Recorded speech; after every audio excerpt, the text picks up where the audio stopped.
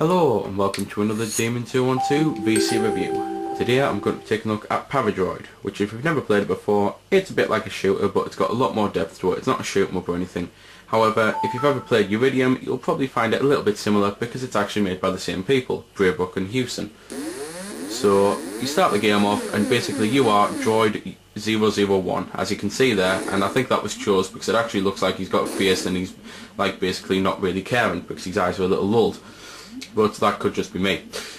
Basically you play Unit 001, which is the weakest of them all pretty much. He's only got a little bit timid laser and, well, he can transfer into other droids though, which is basically his special power.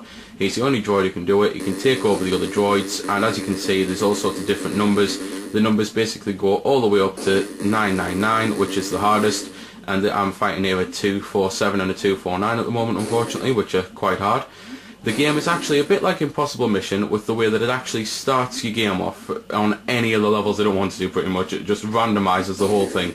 Sometimes you could start on a hard floor, sometimes on an easy floor. Like this here, I'd probably class as a medium floor because I'm fighting 300s and 200s and the likes. And basically the whole point is you have to shoot the enemies and destroy them all, go into the lift mode where you can choose a different floor.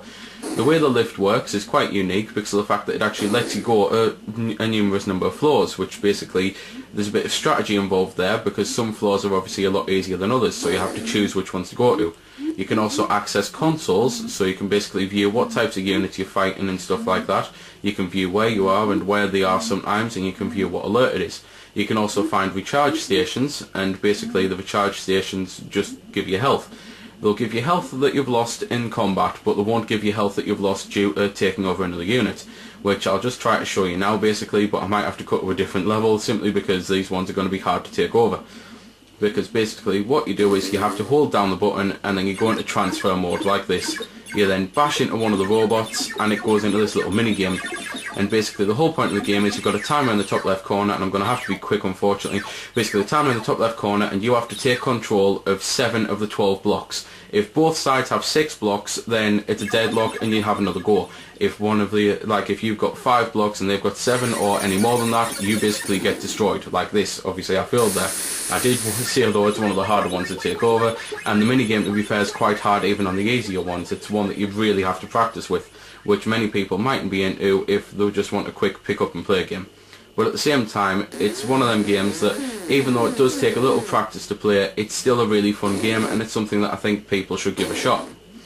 But as you can see, it's now started on an even harder floor this time. I'm not catching any breaks on this review here. I'm now fighting 500s. But basically, you have to take over 7 or more of the air blocks, and then you gain control of that robot, so you become as powerful as him and the likes. But the more powerful the robot, the less time you've got in that robot before you burn out type thing. So you've got to be careful of that. You then, as you can see, whenever you die, you get rent in your initials, but to be fair, it's like the scores I'm getting, I can't imagine I'm very high on the leaderboards.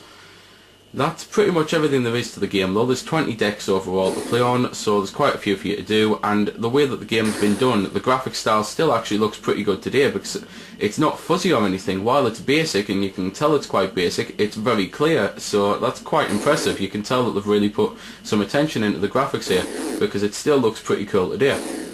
Sound wise, I can't actually let you have a listen to anything other than sound effects because the only music in the game is pretty much on the starting screen, so can't let you have a listen to that unfortunately. But for 500 points you get 20 decks of player. It's quite replayable because there'll be times when you lose, so you have to start again obviously. So it's definitely something I can recommend to people. I think it's one of the better Commodore 64 games that we've got. So there we go then. That's been the review. I hope you found it helpful. I don't score the games because that's based purely on opinion, so instead I'll leave you to make your own mind up. So thanks for watching, and if you've got any questions about the game that I didn't answer in the vid or that hasn't been answered in the comments, then feel free to ask and I'll help if I can. Also, if you did find it helpful, don't forget to check out my channel because there's plenty more like this up there, and don't forget to subscribe because there'll be plenty more to come as well. So until next time, this has been Demon212, signing off.